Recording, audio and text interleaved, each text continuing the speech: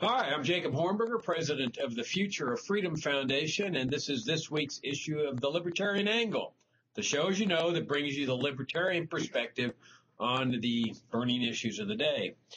Well, Richard, I thought we would talk about, sticking with our economic themes, the war on poverty. It's not exactly a burning issue, but it's a continuing issue. It's being waged by the U.S. government, and I guess what now, since the time of Lyndon Johnson, who declared his great war on poverty. And what I've always found fascinating about this is that they always want to be judged, the pro-war on poverty people, by their good intentions. We mean well, because if you judge the war on poverty by the actual results of their program, like really all other welfare warfare state programs, the results are disastrous. I mean, even they will admit that, because they feel like they still need to wage the war on poverty some 50 years later, because there's so many poor people in life. And so I think it's important to continue attacking this whole idea of the welfare state, because it's certainly one of the big programs that form the federal government, the essence of the federal government, the other one being the warfare state. You've got out of control spending and debt. You've got ever more poor people in life. And I think, and we can get into this more deeply, that there's a real blind spot among liberals especially, but also conservatives, about the real important issue, and that is what causes wealth in a society. What is it that brings about the wealth that they then want to confiscate and redistribute and give it to the poor? And in the process, of course, they end up destroying the foundations of the wealth and the prosperity in that society. What do you think? Well, I think you're absolutely right. The fact is that if you look at human history from, let's say, 5,000 years of recorded history to the present, what you notice is that in terms of standards of living, human history can be viewed as sort of a hockey stick. That is, it has a long handle where it's flat along one horizontal length. And then about 250, 300 years ago, it starts rapidly rising from its horizontal straight plane. And that basically was the beginning of a loosening of economic relationships from the government, and the Industrial Revolution, which in fact emerged out of the weakening of government controls. Through human history, life was nasty, brutish, and short. Through most of human history, human lifespan did not extend much beyond being in your 20s or your 30s. In the 1790s, and even in the first decade of the 19th century, it was still common for parents not to name their child, that is, to give it a first name, until it had reached its first birthday. The reason being is that many children didn't make it to their first birthday from starvation, disease, other genetic problems. And as a consequence of this, to name the child was too much of an emotional attachment.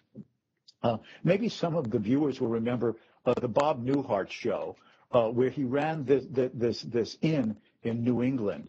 And there were these three handymen, and each of them was named Darrell and Darrell and Darrell. Three brothers, all named Darrell. Well, that seems peculiar and even humorous at the time. But the fact is, it was not uncommon for a family to have several sons and to name the sons with the same first name, because the chances are most of them would die, and you wanted at least one male survivor to carry on not just the family last name, but the first name.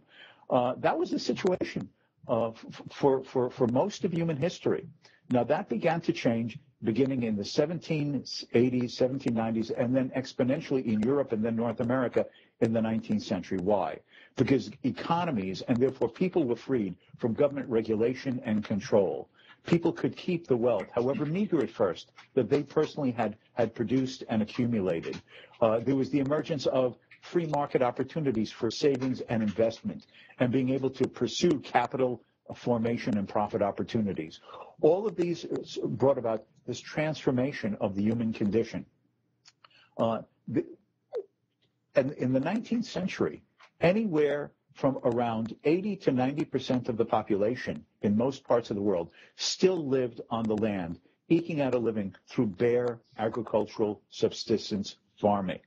That changed too in the 19th century. Workers were drawn to the emerging industrial centers, first in England and then parts of the European continent, and of course then emerging America, the United States. And they were drawn there because here were jobs, better standards of living. You were not outside day and night working based upon the uncertainties of the weather. You were in a factory.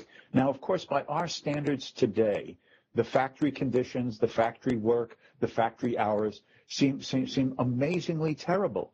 But you can't compare it to what is today. You need to compare it to what preceded it, what went before it. And that was agricultural, farming, rural life, where you worked from dusk to dawn, never knowing what was going to happen because you were dependent upon the accidents of the weather, and you were subject to floods, droughts, and plagues. That changed with the Industrial Revolution. It liberated people. It raised standards of living. It did many, many things to raise people out of poverty until what one then saw by the second half of the 19th century is particularly in England and emerging other industrial countries and the United States, of course, most people now rising out of poverty and even, quote, the working class to an emerging middle class. That is, people who had a substantial level of income, some savings, ability to give leisure time to their families and their children, and to have cushions of income to be able to plan for nest eggs for the future, including the emerging process of modern banking,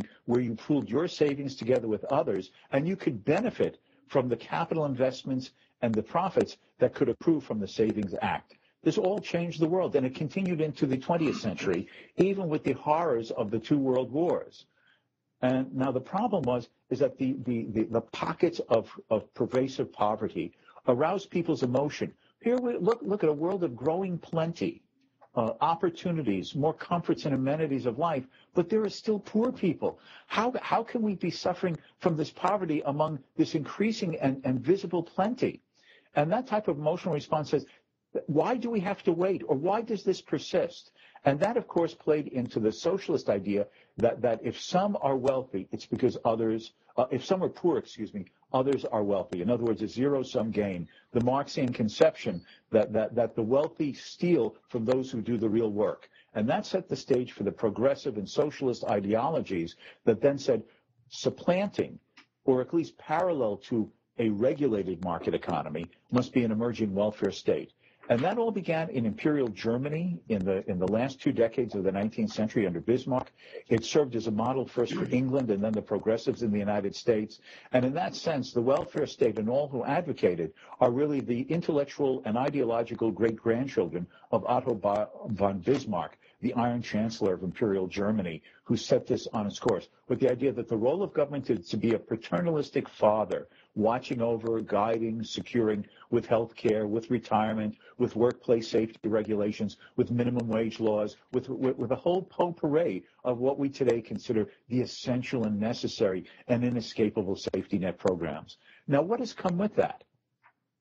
What has happened is that to the extent that government has siphoned off wealth to fund the welfare state, and to the extent that this has taken resources and manpower and incentives to save, work, and invest, the rising of people out of poverty in a number of countries, including the United States, even with our wealth, has been slowed down.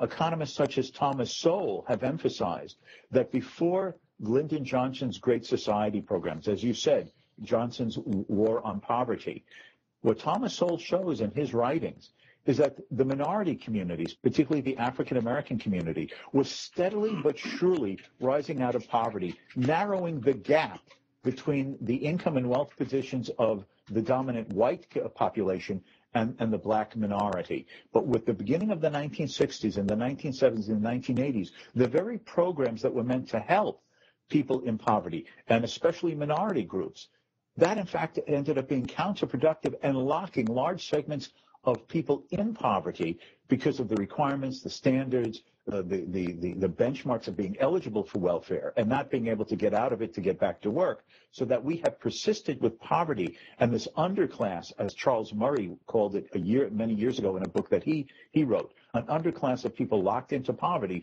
because of good intentions. Yeah, the question that liberals often ask is, what are the causes of poverty? But that really is the wrong question. I mean, as you have pointed out throughout history, people have always been poor. I mean, that was the natural state of mankind. And the major reason for that is because you had this heavy hand of government.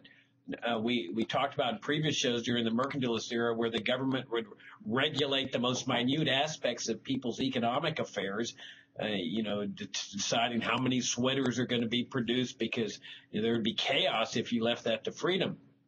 And then, of course, you also had the heavy hand of military establishments where the kings were involved in endless wars, and all of this costs money. And so there was this huge sucking of resources out of the private sector that was preventing the accumulation of wealth.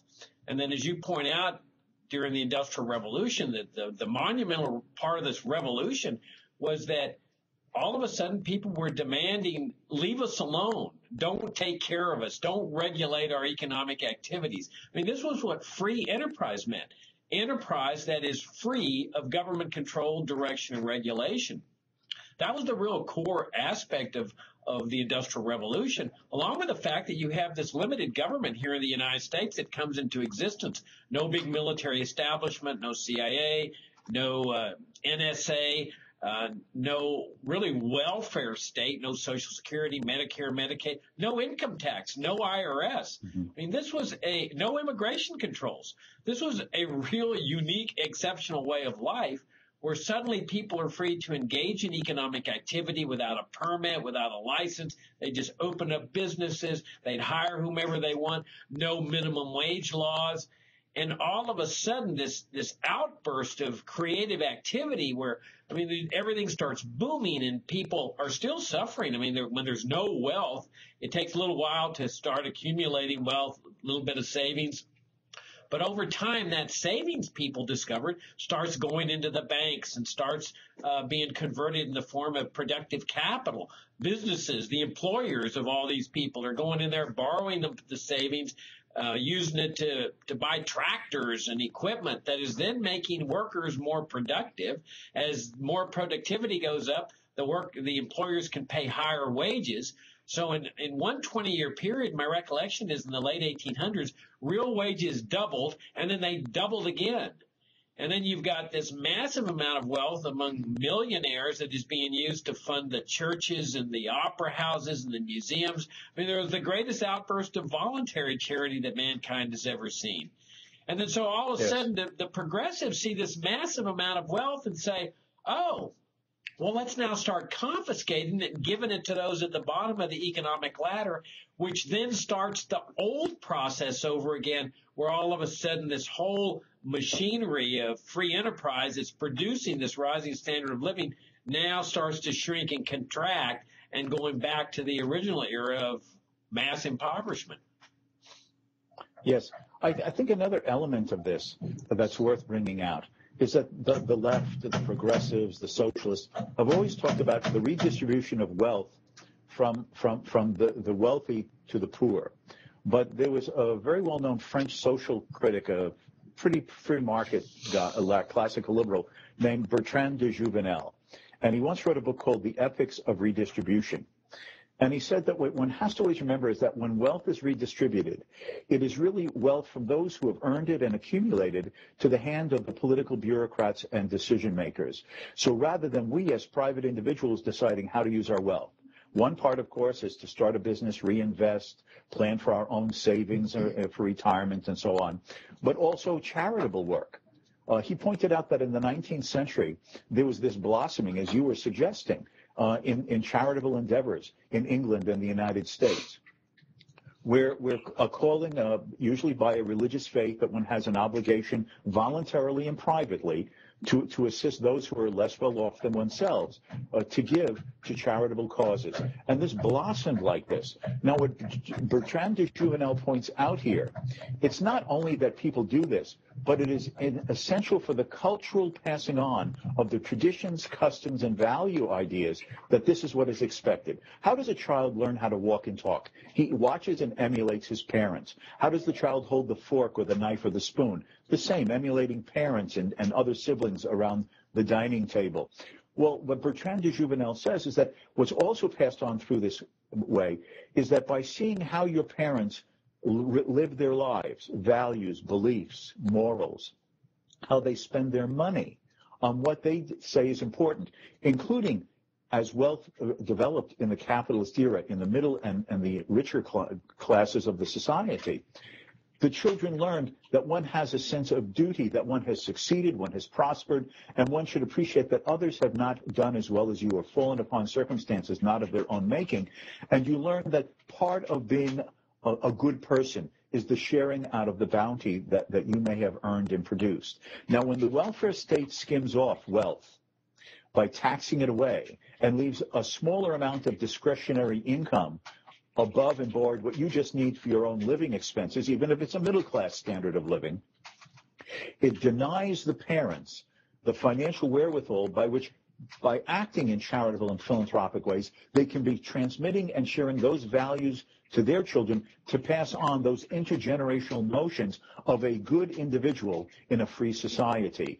And instead, what happens when the state has taxed it away, and now the state is responsible for welfare, for assistance, for retirement, for health care, and so on and so forth. If you see someone who's less well off than yourself or is falling upon hard times, what is now increasingly, and certainly not with everyone, but increasingly often an attitude, well, I paid my taxes, it's not my responsibility. He should go to some government agency, bureau, or department, rather than the humane and sense of a man in a free society, realizing that in a private, philanthropic, and voluntary way, there are senses of benevolence to help those who are less well off than yourself. And again, if I can just continue with this, Jacob, there's another element of this, and that is that when charity is private, you're dependent upon the voluntary contributions of others, which means they can choose to give you that donation or they cannot. And you have to then demonstrate to them the cause is worthwhile, that the money will be well spent. It will not be wasted on overhead or bureaucratic salaries. And then to demonstrate, if you want their contributions to continue the next year and the next year, what are the results? This is what we promised to do with your generous contribution. This is how we managed it. This is how much of the dollars you gave actually went to the cause you were concerned with. And this is the outcome. It's the same thing as in the private market. I buy a product from you. It better deliver what's been promised or you're not going to get my repeat business. And charities compete for voluntary donations the same way products compete for our consumer dollars.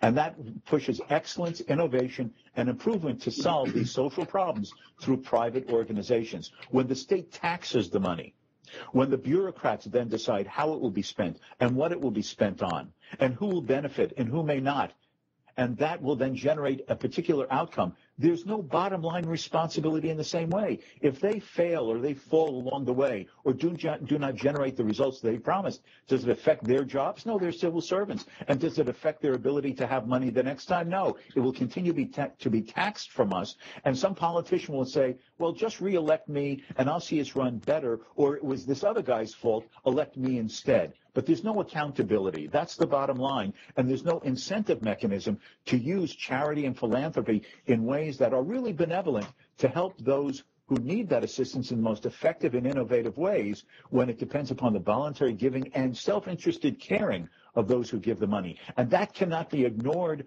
and underappreciated in this debate between the voluntary private market and government heavy-handed paternalism either. Yeah, that's a great point, because the welfare state really has perverted and upended the traditional morals and values of the American people. And you got to hand it to the statists. I mean, they really have indoctrinated people into believing that the welfare state makes people good or reflects their goodness, or both. You hear it all the time that if you don't support the welfare state, that means you hate the poor, needy, and disadvantaged. And the fact that we have Social Security and Medicare and Medicaid shows what a good and caring people we are. Nothing could be further from the truth. I mean, I was like this. I grew up as a liberal. I believed that the role of government should be helping the poor, until I finally realized with the discovery of libertarianism how immoral this system really is, because it's founded on force. I mean, it's totally different from voluntary charity. I mean, to me, the only charity that has any meaning to it is the one that comes out of the willing heart of the individual. The welfare state is based on the coercive apparatus of the Internal Revenue Service and all the welfare state bureaucracy. The example that we've used in the libertarian movement for many years is that if I accost you in a dark alley with a gun and hold you up and say, take $10,000 from you or force you to go to an ATM and withdraw your money, even though I go and give it all to the poor people in some neighborhood, I'm still a thief. Everybody recognizes that. But somehow or another, as soon as this act is transmitted to the federal government or a state government, it's all of a sudden an act of Christianity, an act of kindness, of compassion. Well, it isn't. It's the same immoral act. And the other thing I'd like to point out along these lines, Richard, is that we've always been taught that there's a disharmony of interests among the wealthy and the poor, or employer and employee. When I read Frederick Bastiat, I learned what a horrible nonsense this was as well, that there is harmony of interest between the rich and the poor. I mean, the rich are the ones that bring businesses into existence. They hire people. They bring products into existence like Microsoft or Apple that greatly improve people's lives. So even if the starter of a business, Steve Jobs, or something, is the most greedy, selfish person in the world, he, by virtue of providing goods and services in the marketplace, that's the way he gets wealthy because people are willing to pay for that. He improves our lives. But in actuality, you have this intermixture of where the wealthy and the middle class are helping the poor, especially like when there's no income tax, which was our system of government for 130 years or so. And so they're benefiting mankind not just with what they're producing in terms of goods and services and raising people's standard of living and hiring people, but also through their charitable activity, they're helping those at the bottom of the economic ladder. Yes, this is a profoundly important thing. 2 points that you highlighted, if I can just elaborate on that. And you mentioned Frederick Bastiat. One of the great lessons, the ethical, moral lessons that are in Bastiat in his essay on the law, is that how can you distinguish something as legal plunder from not? Does the government do something for someone that if that individual did on his own would be viewed as a criminal act? If I hire someone to do my dirty work to steal from you, I'm still an accomplice before, during, and after the act in the eyes of the law. If I elect people who then act as my agents to plunder another, I am committing a criminal act, a legalized plunder, regardless of what the law may say on the paper. From the ethical and moral point, there is no difference between my using a hired gun who I've hired privately and electing people to do this through the democratic process. And that's a profound insight about the ethical distinction between morality and immorality that Bastiat brought out. The other point that you emphasized with Bastiat is, again, Adam Smith's and Bastiat's emphasis on the idea of the invisible hand. The fact is, people are hardwired to act in their self-interest. It doesn't mean self-interest in the sense that selfishness has a pejorative sense in the eyes of many people. Every economist from Adam Smith to the current time who has any smarts or intelligent or knows what he's talking about has always emphasized that self-interest means whatever the individual considers is important and of value to him. So self-interest for you or for me includes our family, our friends, our neighbors. It can even sense the broader benevolence for our fellow countrymen or people anywhere in the world, just as a concern and an empathy for other human beings. Now, if that's the case, how shall self-interest be harnessed to serve people besides ourselves as well as ourselves? That's the beauty of the market, as Adam Smith says. If there's voluntary exchange in a system of division of labor, the only way I can get what you have that I desire, since that precludes me hitting you over the head to get it, is to ask myself, how can I use my knowledge, skills, and ability and creativity to devise the manufacturing, making, and offering of a product or a service that you value enough to take from me in exchange for what you have that I want more than what I'm giving you. And therefore, as if by an invisible hand, each individual assists to help improve the conditions of others, even though it was not always consciously part of their intention. That is the key, because people then save, they invest, they work, they create jobs, they innovate, the capital formation increases the productivity of workers. So not only are there more businessmen demanding more workers to work in more factories, but those workers are working with more productive factories that raises the value of the workers who are assisting those machines in the factories to do the work. That is how capitalism raises people out of poverty, not by denying self-interest, but by harnessing it for the individual's self-improvement and the spillover effects of what he knows and can do, benefiting the others in society as well. A positive-sum game, instead of the zero-sum game that if I want what you have, I hit you over the head and you're worse off so I can be better off. And that is how poverty has been diminished for the last 300 years compared to the human race-long endurance of abject starvation, which was the human condition, as we both emphasized, for thousands of years. Yeah, it really boggles the mind as to what America would look like if there had been no income tax in 1913 instituted, no Federal Reserve that really, as we've talked about before, is an instrument of plunder, and no IRS, no welfare state bureaucracies, no Social Security, no Medicare and Medicaid, where there was a total separation of charity and the state continuously, not just from the beginning of the country to the early part of the 20th century, but all through the 20th century. I mean, the standard of living of the American people, it's impossible to imagine. It would have been so, I mean, it's nice today. I mean, compared to third world countries, Americans live a nice standard of living.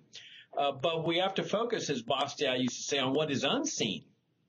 The enormous standard of living that would have come into existence had there been all what you call legalized plunder of the welfare state, and to the warfare state, too. If we had never adopted the warfare state, the national security state, I mean, it just boggles the mind, because we look at it today and we see this tremendous amount of wealth and poverty, and progressives say, oh, well, the secret is to confiscate this wealth and poverty and give it to the poor.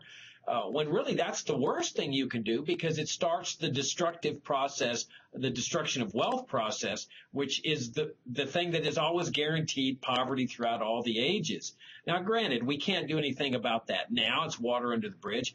But we can look forward into the future, and we have to ask ourselves, do we want to continue this welfare state way of life and also the warfare state way of life?